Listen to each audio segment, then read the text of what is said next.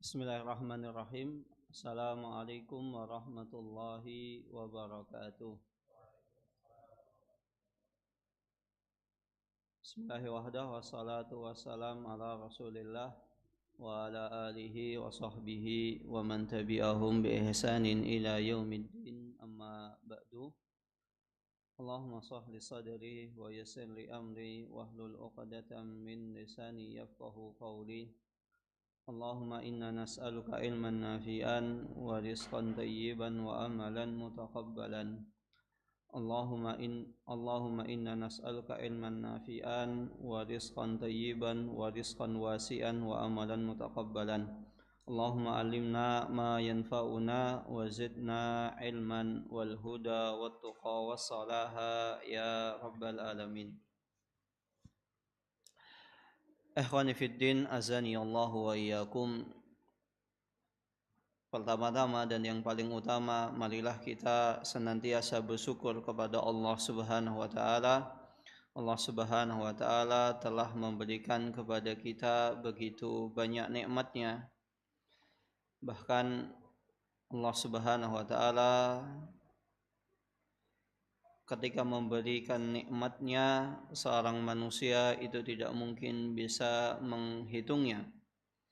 Kemudian salawat beriring salam tak lupa kita curahkan kepada junjungan kita, suri tauladan kita, uswah hasanah kita, Nabi Muhammad sallallahu alaihi wasallam.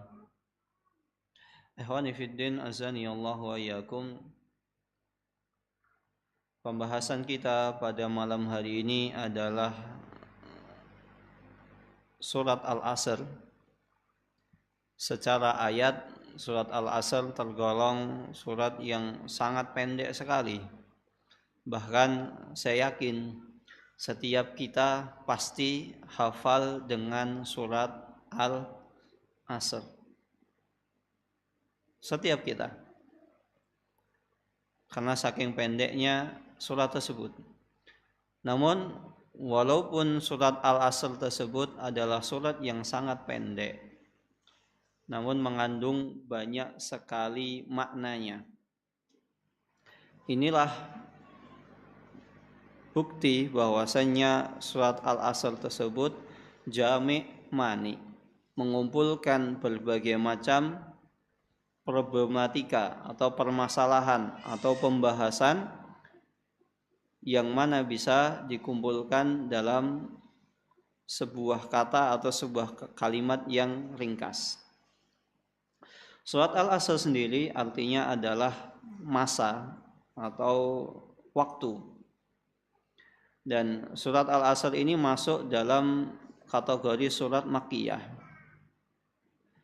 Imam Ibnu Katsir rahimahullahu taala, Al-Hafidz Ibnu Katsir rahimahullahu taala ketika menyebutkan kisah tentang pertemuan Amr bin As dengan Musailamah Al-Kadzab, yaitu seorang nabi palsu, yang mana pertemuan tersebut terjadi setelah Rasulullah SAW diangkat menjadi nabi dan rasul, dan ketika itu Amr bin As radhiyallahu taala anhu itu belum masuk Islam. Suatu ketika Musailamah Al-Kadzab itu bertanya kepada Amr bin As, "Wahai Amr bin As, apa yang Allah Subhanahu wa taala turunkan kepada sahabatmu?" Karena Rasulullah di sini adalah orang Mekah, sedangkan Amr bin As adalah orang Mekah, adapun Musailamah Al-Kadzab adalah orang dari negeri Yamamah. Maka bertanya, apa yang diturunkan Allah kepada sahabatmu, yaitu Muhammad sallallahu alaihi wasallam. Kemudian Amr bin As, walaupun ketika itu belum masuk Islam, beliau mengatakan sesungguhnya Allah Subhanahu wa taala telah menurunkan kepadanya surat yang pendek namun padat maknanya. Surat apa itu? Musailamah Al-Kadzab bertanya. Amr bin As menyebutkan yaitu bahwasanya Allah Subhanahu wa taala menurunkan surat Al-Asr. Setelah Musailamah Al-Kadzab mendengar surat tersebut, Musailamah Al-Kadzab mengatakan, sesungguhnya juga diturunkan kepadaku sebuah surat, yang mana surat tersebut itu bunyinya seperti ini. Ya wabr, innama anta udunani wassadar wasairuka hafar nafar. Ini surat ini mirip dengan surat yang ya Musailamah Al-Kadzab ketika menyebutkan tentang surat Al-Fil. Kalau yang kemarin itu tentang gajah, sekarang tentang apa? Tentang marmut. Nah, Bapak Ibu silahkan diperhatikan ya. Saya bacakan terjemahannya. Wahai marmut, sungguh engkau hanyalah 2 telinga dan dada. Nah, pertanyaannya, memang marmut 2 telinga saja sama dada? Benar enggak? Enggak tepat. Marmut itu ya bukan hanya 2 telinga dan dada, masih punya kaki, punya ekor juga. Nah, ini penyebutannya kurang sempurna. Innama anta udunani wasadar. Kamu hanya memiliki 2 telinga dan dada. Wasairuka hafar, dan sisanya itu bolong. Maka Amr bin As yang ketika itu belum masuk Islam, dia sudah tahu. Maka dia mengatakan, wallahi innaka la ta'lamu anni a'lamu annaka takdzib. Wahai Musailamah, sesungguhnya aku tahu kalau kamu itu tahu bahwasanya aku tahu kalau engkau berdusta. Maka tidak mungkin namanya marmut kok cuman 2 telinga dan dada. Makanya sekali lagi, sepandai apapun seseorang itu tidak mungkin bisa meniru Al-Quran. Maka datangkanlah orang yang paling pandai sekalipun tidak mungkin bisa mengarang, bisa membuat Al-Quran sedemikian rupa. Yang mana Al-Asr ini pendek namun padat maknanya. Ada enggak seseorang yang membuat kalimat ungkapan pendek tapi maknanya luas sekali? Jarang. Kalaupun itu bisa ya sekali 2 kali. Oh, itu bisa sampai misalnya buat kata-kata mutiara. Kata-kata mutiara itu biasanya maknanya ya tidak padat, tidak luas, hanya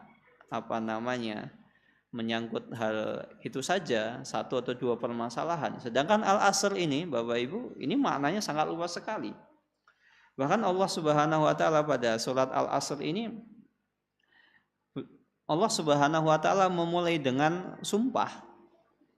Maka wal asri, demi masa. Maka ini menunjukkan bahwasannya waktu itu begitu sangat penting. Sangat penting sekali.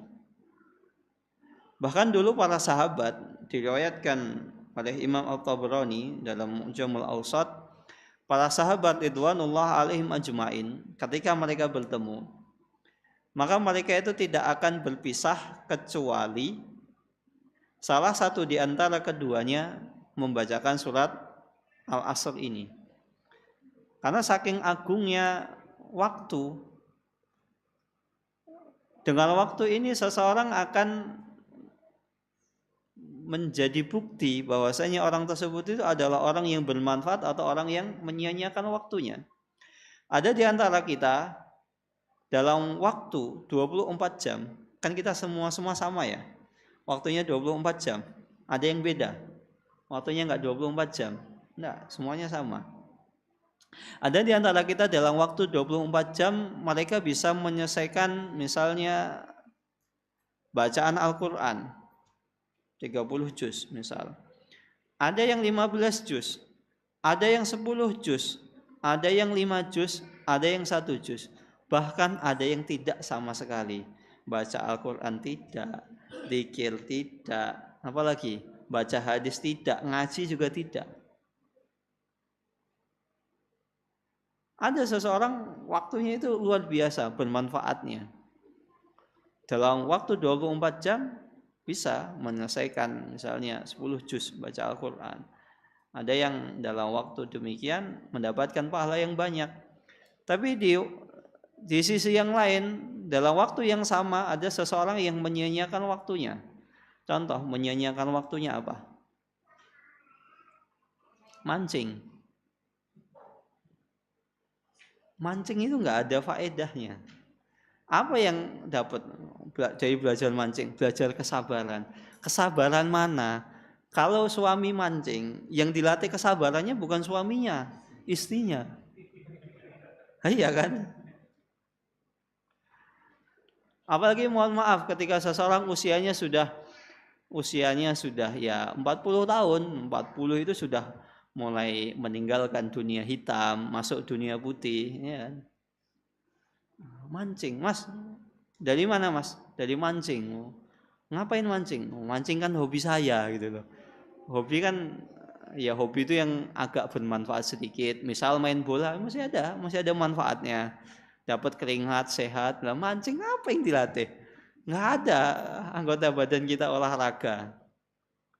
Maka harus seperti ini, kurang manfaat daripada mancing. Mancing itu kesenangannya apa? Ketika dapat ikannya, daripada sama-sama itu beli ikan di pasar sekilo berapa?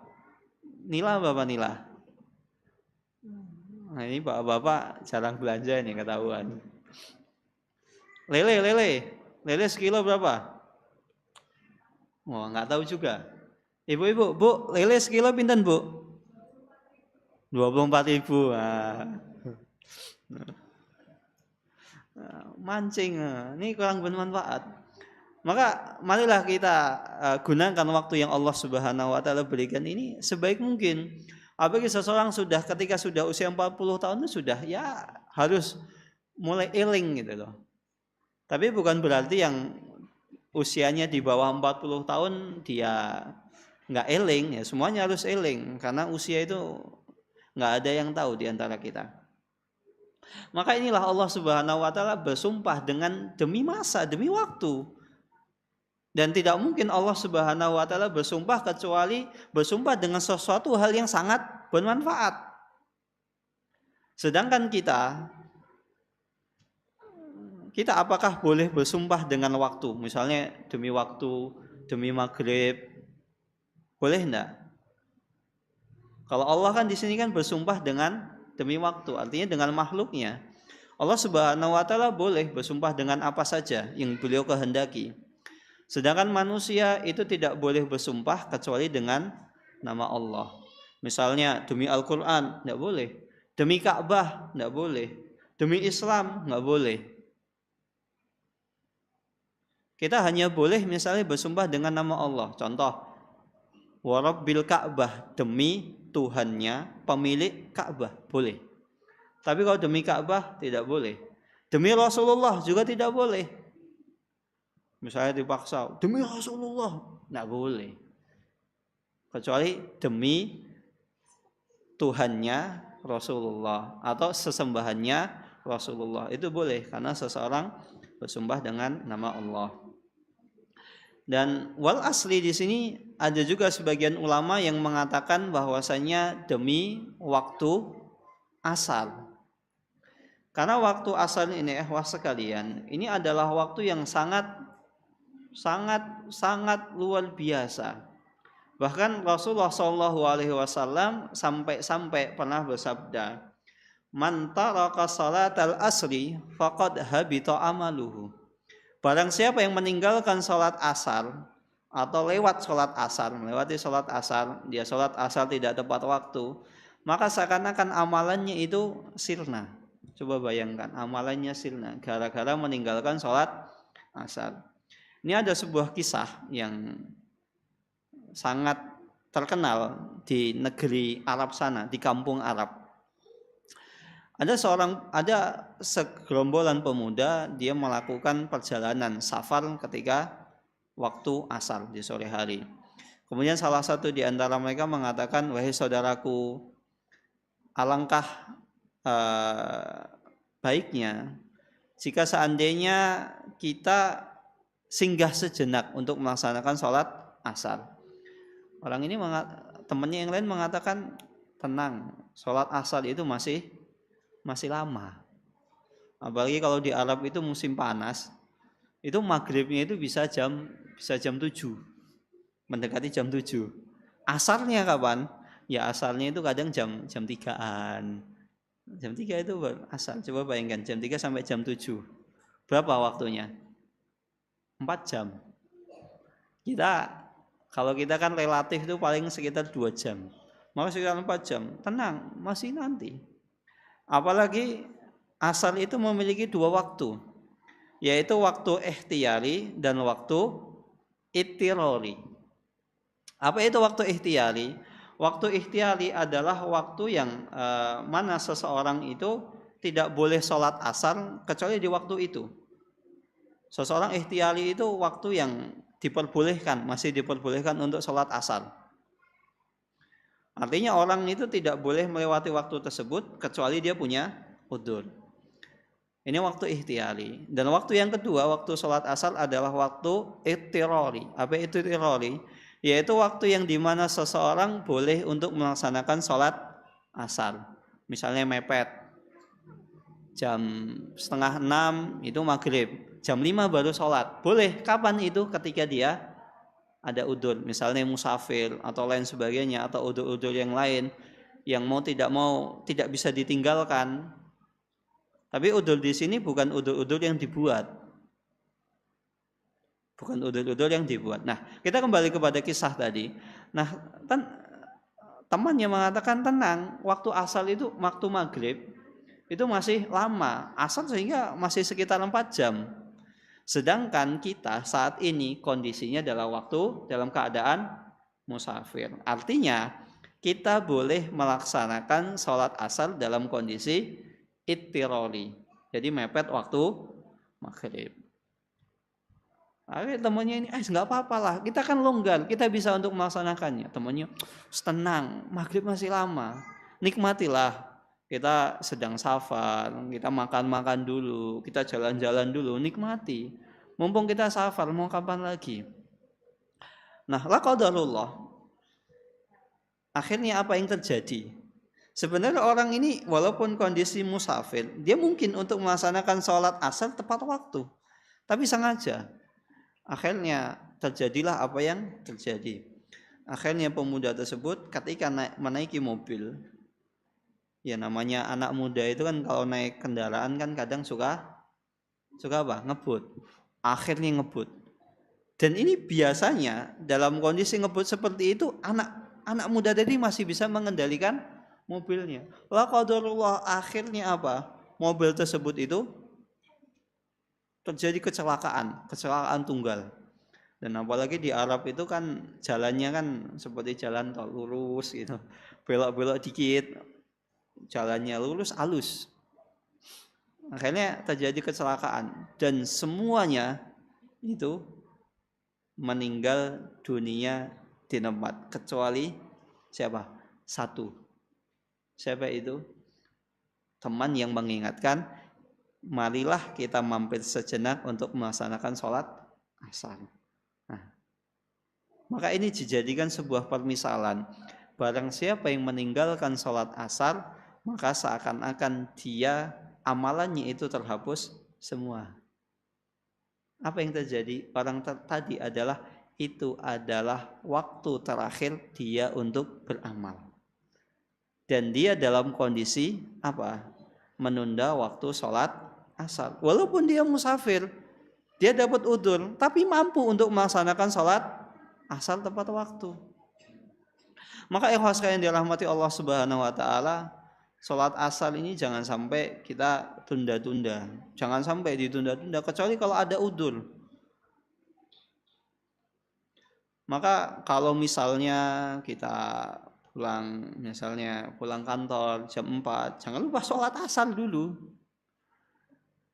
Karena kalau kita misalnya menunda sholat asar, pulang dulu, sholatnya nanti di rumah. Sampai rumah ternyata capek, sampai rumah ternyata diajak main sama anak, akhirnya nggak sempat, ditunda waktu sholat asarnya. Dan Allah Subhanahu wa taala sendiri mengingatkan, hafidu 'alas salawati was salatil wusta. Jagalah oleh kalian, peliharalah oleh kalian, yaitu salat-salatmu, terutama salat wusta. Apa itu salat wusta? Sholat wusta adalah sholat asar. Sholat asar dan sholat wusta adalah sholat asar. Maka jangan sampai seseorang itu yang meninggalkan sholat asar, pegangi beneran. Apalagi Rasulullah SAW mengancam, barang siapa yang meninggalkan sholat asar, maka seakan-akan amalannya itu sirna. Amalannya itu terhapus. Dan Rasulullah SAW sendiri ini mengingatkan tentang pentingnya sholat asar bukan dalam 1-2 keadaan atau 1-2 hadis. Di hadis yang lain Rasulullah SAW mengatakan, man shalla bardaini dakhalal jannah. Barang siapa yang sholat di 2 waktu dingin, maka dia masuk surga. Maka kalau misalnya kita sedang malas sholat asar atau kondisi capek, wah nantilah. Ingat, kita ini pengen masuk surga apa enggak? Ingat itu aja. Maka jangan sampai kehidupan dunia ini menyilaukan kita. Kita di dunia sudah capek kerja, mengumpulkan hasil, membangun istana kita di surga. Yang notabene istana tersebut kita tidak tahu sampai kapan kita bisa menikmatinya. Sedangkan istana di akhirat, istana di surga itu kekal abadi, khalidina fiha. Kekal abadi. Tidak ada batasannya. Maka kalau misalnya sholat asar ya jangan ditunda. Sholat dulu baru pulang. Atau misalnya izin kepada atasan, Pak saya izin, saya sholat asar. Saya mau sholat asar dulu karena pulang jam 4. Ini misalnya mepet sholat asar, saya pilih sholat asar dulu. Nanti waktu saya sholat asar saya ganti. Saya pulang terlambat sedikit tidak masalah.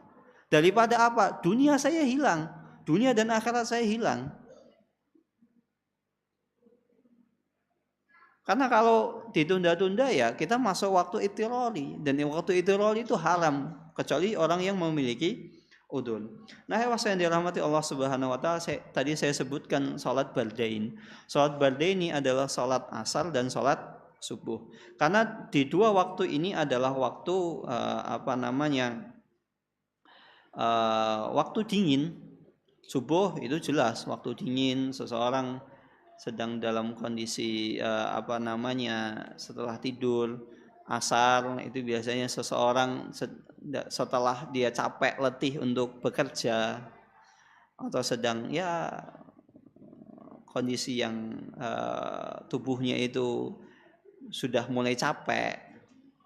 Maka Allah Subhanahu wa taala mengingatkan di sini untuk benar-benar memegang salat asar. Dan jumhur ulama tentang wal asri di sini, walaupun ada pendapat yang mengatakan ini demi waktu asar, namun mayoritas ulama mengatakan bahwasannya wal asri di sini adalah demi masa atau waktu. Ini umum.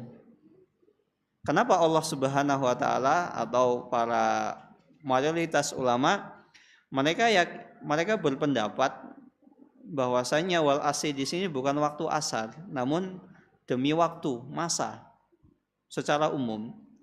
Karena ini secara tidak langsung Allah Subhanahu wa taala ingin mengingatkan bahwasannya manusia itu tidak akan selamanya kuat dan sehat. Sebagaimana masa waktu itu berbolak-balik. Seorang manusia ketika lahir di dunia pertamanya dalam kondisi apa? Lemah. Semakin lama semakin kuat, semakin kuat, semakin kuat, dan akhirnya nanti lambat laun semakin lemah, semakin lemah, semakin lemah. Nah, begitu juga. Itu kehidupan manusia. Maka jangan sampai manusia itu menyia-nyiakan tempat beramalnya. Maka mumpung kamu masih memiliki waktu sehat, waktu luang, gunakanlah untuk beramal. Jangan sampai engkau menyia-nyiakannya. Ditambah lagi Allah Subhanahu wa taala pada ayat kedua, Allah Subhanahu wa taala mengingatkan, innal insana lafi khusrin. Sesungguhnya manusia itu benar-benar sungguh dalam keadaan merugi. Dan ketika Allah Subhanahu wa taala mengingatkan pada ayat kedua ini bukan cuma menggunakan satu atau satu bukti saja. Allah Subhanahu wa taala menggunakan 3 penekanan. Pertama, inna. Di sini menggunakan sungguh. Insana, sesungguhnya manusia semua. Di sini alif lam, di sini alif lam istighraq. Semuanya, mau manusia, mau yang kafir, mukmin, semuanya mereka dalam keadaan sejatinya dalam kondisi merugi. La di sini sungguh, fi husrin. Di sini menggunakan husrin itu apa namanya? Di sini nakirah. Nakirah menggunakan tanwin. Maka ada 3 penekanan. Inna, lafi, husrin. Sungguh benar-benar manusia dalam kondisi merugi. Illal ladina amanu wa amilus solihati wa tawasau bil haqqi wa tawasau bis sabr. Namun di antara manusia ini ada pengecualian, ada 4 golongan. Pertama, alladina amanu, yaitu seseorang yang beriman. Wa amilus solihat, yang kedua adalah orang yang beramal. Wa tawasau bil haqqi, dan orang yang senantiasa menasihati dalam kebenaran. Yang keempat adalah wa tawasau bis sabr, yaitu menasihati dalam kesabaran. Ini ada 4 macam manusia yang tidak merugi dalam kehidupan dunia ini. Pertama, orang yang beriman, beramal soleh, kemudian amal ma'ruf nahi mungkar, dan yang keempat adalah menasihati dalam kesabaran. Ini isanya jam berapa ini? 19? 19. Oh ya, baik. Ada 15 menit. Ini yang paling pokok ini inti. Jadi mungkin nanti isanya agak mundur sedikit ya. Nah, mari kita bahas pertama. Macam manusia yang pertama adalah orang yang beriman. Siapakah itu orang yang beriman? Orang yang dimaksud dengan iman adalah keyakinan terhadap hal-hal yang gaib. Karena keyakinan dengan hal-hal yang gaib ini menjadi bukti, menjadi dalil apakah dia orang kafir atau orang mukmin. Kalau misalnya seseorang tidak percaya dengan hal yang gaib, maka dia kafir. Kenapa? Coba bayangkan kalau seandainya kita ini bisa melihat iman itu kan ada iman dengan hal yang gaib. Rukun iman itu kan identik dengan hal yang gaib semua. Iman kepada Allah, iman kepada malaikat, iman kepada Rasul, kepada kitab, kemudian kepada hari akhir, qada yang baik, takdir yang buruk. Ada 6 rukun iman ini identik dengan hal yang gaib. Coba bayangkan kalau seandainya seseorang itu melihat malaikat. Misalnya ada orang yang dicabut nyawanya, bisa lihat malaikat sedang mencabut nyawa seseorang yang kafir. Kira-kira setelah kita melihat, ada nggak orang di muka bumi ini yang mau kafir kepada Allah? Nggak mungkin. Banyak orang ketika melihat di hadapannya ada orang yang sakaratul maut, besoknya langsung tobat. Apalagi ketika ditampakkan malaikat yang sedang mencabut nyawa. Dan malaikat pencabut nyawa, jadi malaikat yang mencabut nyawa orang kafir, itu nyabut nyawanya bukan dengan pelan-pelan, dengan siksaan. Misalnya kamu orang kafir langsung ditarik. Maka pernah enggak antum melihat orang kafir sekarat? Pernah di sini? Nah, kalau pernah lihat orang kafir yang sekarat itu mungkin menjadikan pengalaman yang sangat berharga. Orang-orang kafir itu ketika dicabut nyawanya itu dalam keadaan yang sangat luar dahsyat sekali sakitnya. Tidak ada orang kafir itu dicabut nyawanya itu dalam kondisi yang dalam kondisi yang tenang, tidak mungkin. Sedangkan orang mukmin ketika dicabut nyawanya itu dalam kondisi yang enak. Ya ayyatuhan nafsul mutmainnah ilji'i. Wahai hati-hati yang tenang, pulanglah. Ila rabbika radiyatan mardiyah. Dalam kondisi yang engkau diridhoi, dalam kondisi yang tenang, nyaman, enak.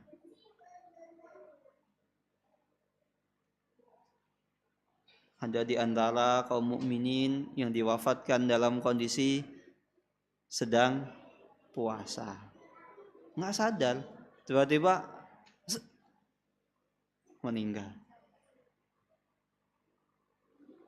Ada yang diwafatkan dalam kondisi sedang sujud. Ada di antara kita yang diwafatkan dalam kondisi sedang beribadah kepada Allah. Indah sekali. Ada di antara kita yang diwafatkan oleh Allah Subhanahu wa taala tanpa merasakan sakaratul maut yang berkepanjangan. Ini nikmat. Karena setiap manusia itu pasti innalil mauti la sakarat. Sesungguhnya setiap kematian pasti ada sakaratul maut. Pasti, enggak mungkin orang tanpa mengalami sakaratul maut. Ada yang meninggal di medan perang tiba-tiba kena sniper, jeder, langsung meninggal. Sakaratul maut ini tidak lama. Sedangkan banyak di antara orang-orang kafir itu ketika meninggal dalam kondisi yang sangat mengenaskan, ditarik dalam kondisi yang dahsyat. Maka inilah bukti bahwasanya iman itu identik dengan hal-hal yang gaib. Kalau seseorang ditampakkan dengan hal yang gaib kemudian bisa melihat, maka pasti semua orang pasti akan beriman. Bahkan iman di sini ini bukan hanya mencakup tentang ucapan saja. Rasulullah SAW menyebutkan al-imanu bid'un wa sab'una au bid'un wa sittuna syu'bah. Sesungguhnya iman itu ada sekitar 70 sekian cabang. Fa afdaluha qaulu la ilaha illallah, dan iman yang paling kuat, paling utama adalah ucapan la ilaha illallah, wa adnaha imatatul ada anit thariq wal haya'u syu'batun minal iman. Di hadis ini menunjukkan bahwasanya iman itu mencakup tiga macam. Pertama, afdaluha qaulu la ilaha illallah. Maka iman itu harus diucapkan. Misalnya seseorang saya mengakui agama Islam adalah agama yang paling benar. Nabi Muhammad adalah seorang nabi yang benar, hak, tapi dia tidak mengucapkan la ilaha illallah, maka dia dikatakan kafir. Contohnya siapa? Abu Thalib. Abu Thalib tahu Rasulullah adalah utusan Allah, agama yang dibawa adalah kebenaran. Bahkan Abu Thalib melihat dengan mata kepalanya sendiri Rasulullah SAW ketika di Syam dinaungi awan, kemudian diikuti pepohonan, mengucapkan salam, bersolawat kepada Nabi Muhammad SAW. Batu itu juga mengucapkan salam. Abu Thalib melihat dengan mata kepalanya sendiri, tapi dia tidak mau mengucapkan la ilaha illallah, maka dia tidak bisa dikatakan orang yang mukmin. Kemudian mengucapkan la ilaha illallah, Rasulullah SAW pernah bersabda, man kana akhiru kalamihi la ilaha illallah dakhalal jannah. Barang siapa yang di akhir hayatnya mengucapkan la ilaha illallah, maka dia masuk surga. Nah, di sini apakah seseorang ketika mengucapkan la ilaha illallah saya mau tanya di sini. Mengucapkan la ilaha illallah di sini mudah atau gampang? Mengucapkan la ilaha illallah itu mudah atau gampang? Mudah. Nah, pertanyaannya di sini, barang siapa yang akhir ucapannya sebelum meninggal adalah la ilaha illallah, masuk surga. Kira-kira itu mudah atau gampang? Mengucapkan la ilaha illallah di akhir hayat. Susah. Bukan cuma mudah, bukan mudah, susah sekali. Karena mengucapkan la ilaha illallah ini yang mempengaruhi seseorang bisa mengucapkannya adalah amal perbuatannya. Maka tidak tepat seseorang, ayo Bapak Ibu misalnya ucapkan la ilaha illallah terus setiap hari la ilaha illallah, agar apa? Ketika meninggal itu bisa mengucapkan la ilaha illallah. Itu hanya satu di antara sekian faktor seseorang bisa mengucapkan la ilaha illallah di akhir hayatnya. Namun yang dominan la ilaha illallah ini tergantung amal perbuatan seseorang. Hal ini dibuktikan. Ada sebagian orang ketika meninggal, ketika ditalkin kan, ketika orang mau meninggal sakarat kan biasanya kan ada yang mentalkin, ayo Pak Bu ucapkan la ilaha illallah. Tapi apa yang diucapkan? Apa kira-kira? Gol, tendang, oper gitu ada. Ada yang seperti itu. Ada juga yang itu loh, nomor 3, pasang nomor 3. Ternyata apa? Kebiasaannya main judi slot. Maka ini tergantung amal perbuatan kita. Tidak bisa seseorang sering mengucapkan la ilaha illallah kemudian mudah untuk mengucapkan hal yang demikian. Kemudian yang kedua, karena ini iman itu adalah ucapan, wa adnaha imatatul ada anit thoriq. Dan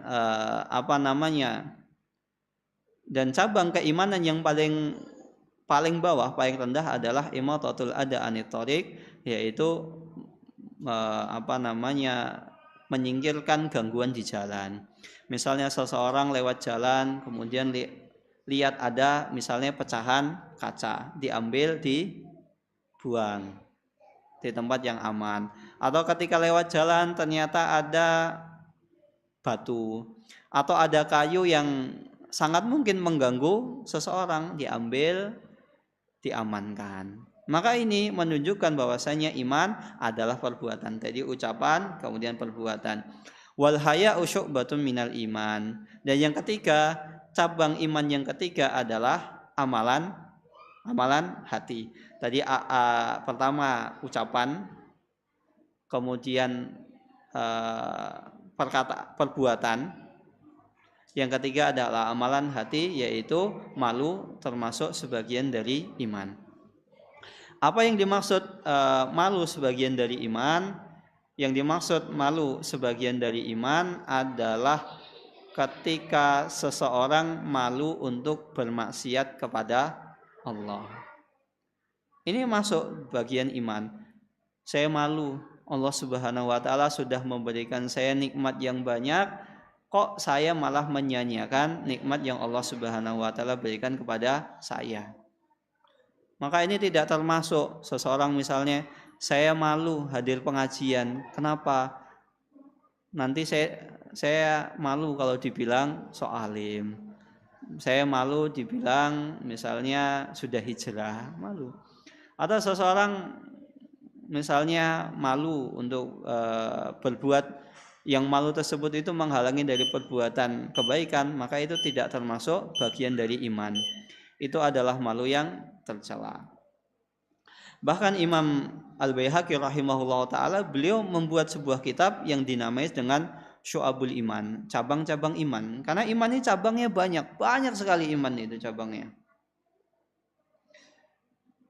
Ini yang pertama adalah orang yang tidak merugi adalah orang yang beriman kepada Allah, dan ini meliputi amal, yaitu ucapan, perbuatan, dan amalan hati. Kemudian macam yang kedua, orang yang tidak merugi adalah orang yang beramal soleh.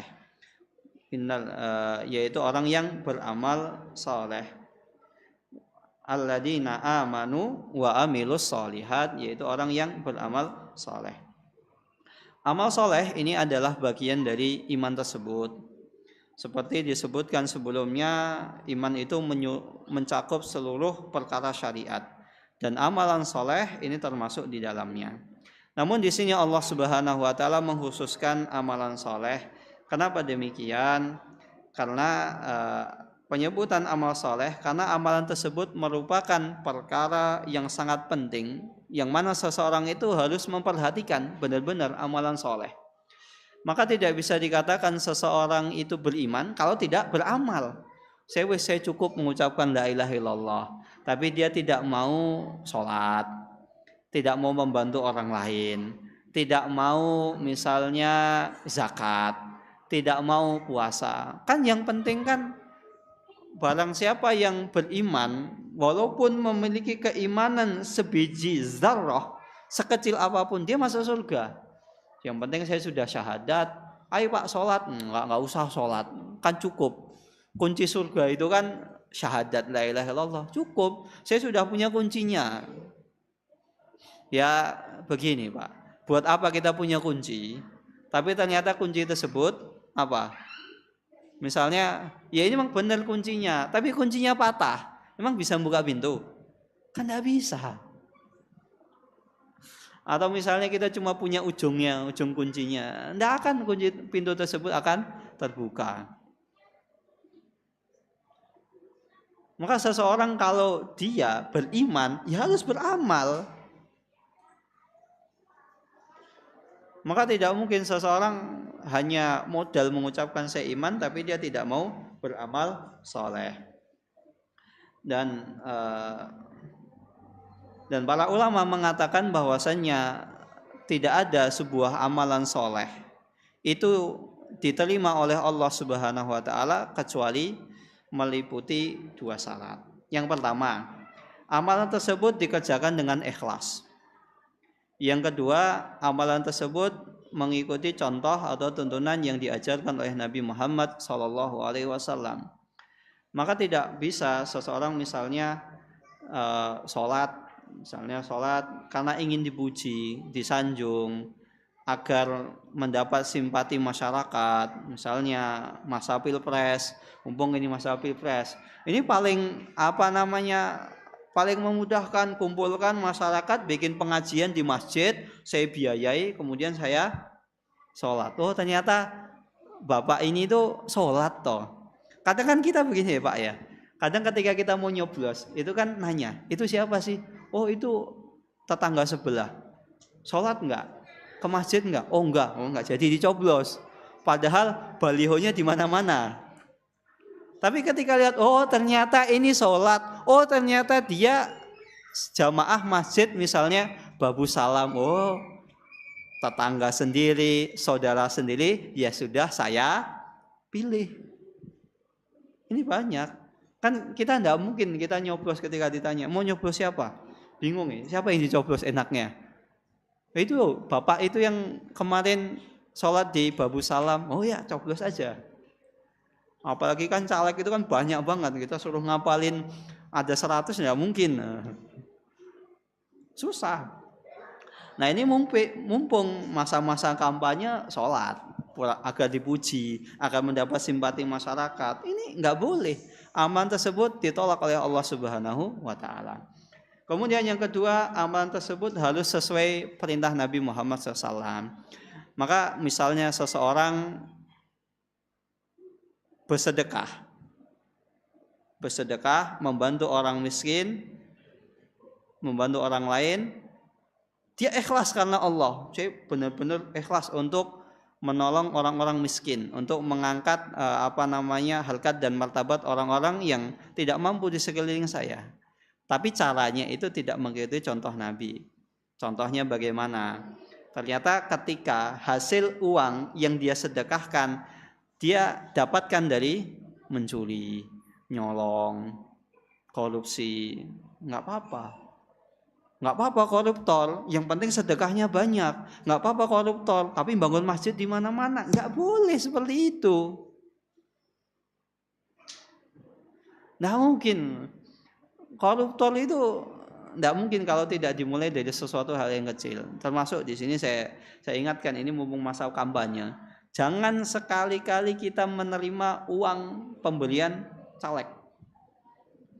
Kecuali caleg tersebut konco dewe.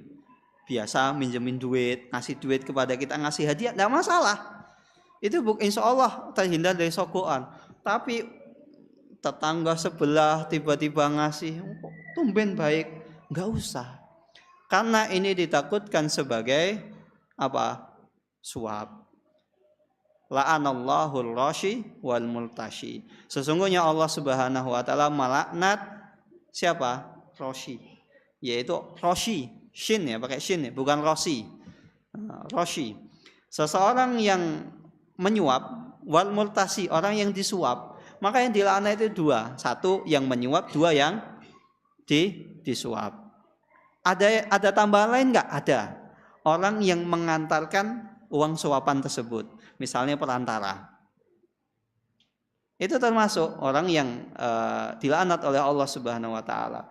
Maka kalau tiba-tiba ada caleg, saya mau bantu pembangunan Masjid Babus Salam misalnya, sedang pembangunan, saya tingkat 2 caleg. Ya jangan diterima kecuali kalau dia donatur tetap sini atau biasa nyumbang. Insya Allah itu terbebas. Karena tidak mungkin orang bantu kecuali karena apa, ada maunya. Tidak bisa seseorang beralasan ya ini kan uang rakyat, uang dari pajak, uang rakyat. Tidak bisa. Uang tersebut tidak akan keluar kecuali orang tersebut menginginkan apa? Feedback. Tidak mungkin dia mau nolong kalau tidak orang tersebut mau dipilih. Kemudian macam yang ketiga, orang yang tidak merugi adalah orang yang saling menasihati dalam kebenaran. Ini amar ma'ruf nahi mungkar, ini membutuhkan effort, membutuhkan seseorang ketika beramar ma'ruf itu harus benar-benar serius, saling menasehati. Maka kalau ada saudara, ada teman yang mengingatkan kita kepada kebaikan, ya syukuri, alhamdulillah kita masih ada orang yang peduli dengan kita. Bukan malah kamu sok suci, kamu sok alim. Jangan seperti itu. Karena kita ini kan tidak ingin seseorang itu masuk surga sendirian. Masa antum tidak pengen misalnya teman antum, best friend antum ketika di dunia nggak sama-sama masuk surga. Tentunya kita semua kan ingin berreuni di surga bersama orang yang kita cintai, orang yang kita kasihani. Maka kalau ada orang yang memperhatikan perkara akhirat kita, bersyukurlah, alhamdulillah masih ada orang yang peduli. Kemudian yang keempat, hendaknya saling menasihati dalam kesabaran. Karena kesabaran ini harus ada dalam kehidupan kita. Maka ada sebuah tulisan di belakang terak, yen ora sabar maburo. Nah, iya. Karena hidup kita ini sejatinya semua membutuhkan kesabaran. Apapun itu, berbuat baik harus sabar, maksiat juga sabar. Jangan dikira orang maksiat itu nggak sabar dalam kemaksiatannya. Tidak ada. Bahkan orang kesabaran seseorang dalam maksiat itu jauh lebih tinggi dibanding orang sabar dalam kebaikan. Contoh, misalnya orang mencuri. Semua tahu dia pencuri. Ketika dia mau makan, oh ini hasil curian, ini hasil korupsi, ini hasil ini. Sedangkan kita ketika misalnya seseorang yang misalnya dia sabar, dikatakan oh dasar miskin nggak punya duit, dia sabar, saya makan, saya susah makan, tapi ketika saya makan ini dari hasil yang halal, menenangkan. Beda ketika seseorang ini hasil korupsi. Tidak ada orang korupsi, orang mencuri itu nggak sadar uang yang dia makan dari hasil mana, tidak mungkin. Kita kesabaran kita kan ketika misalnya orang miskin sulit makan, dia sabar menahan lapar. Sedangkan orang misalnya dia makan dari hasil yang haram, pertama dia harus sabar bahwasanya apa yang dia makan dari sesuatu yang haram. Kemudian nanti dia teman-temannya tahu bahwasanya dia korupsi. Kemudian di sisi yang lain dia nanti juga harus sabar ketika ditangkap, diberi kaos oren. Nanti juga dia harus sabar ketika di akhirat, belum di dunia, dijauhi masyarakat dan lain sebagainya. Bahkan jangankan orang yang sabar dalam dalam kemaksiatan, orang kafir sekalipun mereka sabar dalam kekafiran mereka. Allah Subhanahu wa taala menyebutkan dalam surat Al-Furqan ayat 42, in kada la yudilluna an alihatina laula an sabbarna 'alaiha. Coba bayangkan, orang kafir itu mengatakan, sesungguhnya hampir-hampir Muhammad itu menyesatkan kita. Hampir-hampir Muhammad SAW itu membuat kita murtad. An alihatina, dari sesembahan kami, laula an sabbarna. Kalau bukan kami sabar, kami tekun, kami giat menyembah Tuhan kami yang patung itu yang tidak bisa memberikan manfaat sedikit pun, kami akan sesat, kami akan murtad. Coba bayangkan loh. Bisa-bisanya loh orang sabar kepada sesuatu yang mana kesabarannya itu akan menghantarkan seseorang ke dalam neraka jahanam. Kita sabar cuma menahan lapar, sabar cemoohan manusia, sabar dimusuhi. Apalagi orang kafir aja harus sabar, apalagi dakwah. Dakwah itu nggak ada orang dakwah itu nggak sabar. Iya, orang dakwah itu semua harus sabar. Ustadz kaya diomongin, ustadz miskin diomongin, nggak ada. Misalnya orang yang hadir kajian, itu misalnya kaya, dia kaya setelah rajin ngaji. Oh iya, dia jadi panitia pengajian. Kota infak misalnya diembat. Ada orang ngomong seperti itu, padahal kita sudah jujur. Semua hal itu pasti ada omongin orang. Maka ridhon nas ghayatun la tudrak, mengikuti omongan manusia itu tidak akan ada habisnya sampai kapanpun. Sampai kapanpun ngikuti ngomongan manusia nggak ada habisnya. Seseorang sabar dalam menjalankan ketaatan, dikatakan soalim, dikatakan kebanjiran, dikatakan ninja, dikatakan apa, harus sabar. Orang kafir saja sabar untuk mempersiapkan bekal ke dalam neraka jahanam, apalagi kita harus lebih sabar lagi menyiapkan bekal untuk masuk ke dalam surga Firdaus. Semoga Allah Subhanahu wa taala memasukkan kita semua ke dalam surga Firdaus. Dan begitu juga seseorang juga harus sabar dalam meninggalkan kemaksiatan, karena sejatinya kehidupan kita ini semuanya itu melambai-lambai. Semuanya indah, maksiat itu dibuat indah semuanya. Misalnya seseorang ketika hawa nafsunya itu mengajak kepada kepada kemaksiatan. Contohnya menundukkan pandangan, itu sulit kalau kita nggak sabar. Karena laki-laki itu normal ketika lihat perempuan cantik itu seneng. Begitu juga sebaliknya. Tapi kita perlu sabar menundukkan pandangan, jangan dilihatin terus.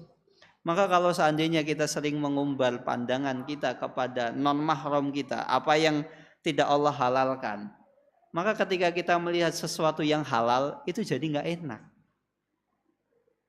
Makanya Bu, nanti kalau bapak-bapak lihat ibu misalnya kok sering cemberutnya, dicek Bu HP-nya. Ya bisa, atau misalnya kurang menjaga pandangan.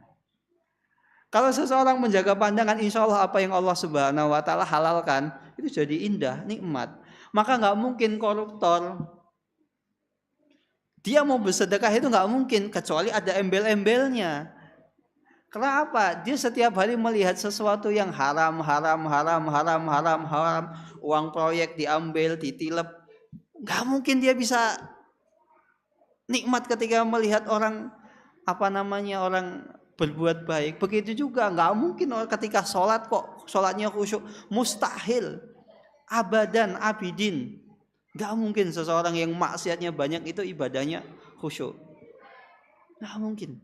Itu sudah janji Allah Subhanahu wa taala, tidak mungkin seseorang ketika dia banyak bermaksiat melihat sesuatu yang halal itu jadi suatu ketaatan itu jadi indah, nggak mungkin, itu mustahil. Dan yang terakhir, seseorang harus sabar ketika ditimpa musibah. Dan ketika seorang ditimpa musibah itu pilihannya cuma satu, sabar. Artinya kalau dia memilih pilihan yang lain, maka dia telah melanggar pilihan yang telah ditetapkan oleh Allah Subhanahu wa taala.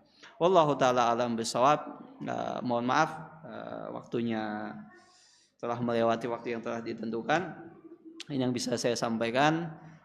Kurang lebihnya saya mohon maaf. Kita tutup dengan doa kafaratul majlis. Subhanakallahumma wa bihamdika asyhadu an la ilaha illa anta astaghfiruka wa atubu ilaik. Wassalamualaikum warahmatullahi wabarakatuh.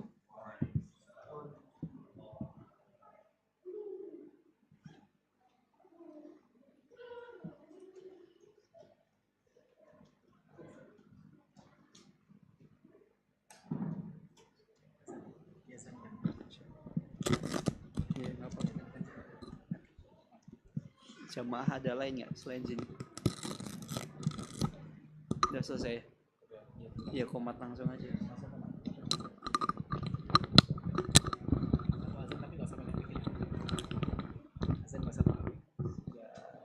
Gimana Sat?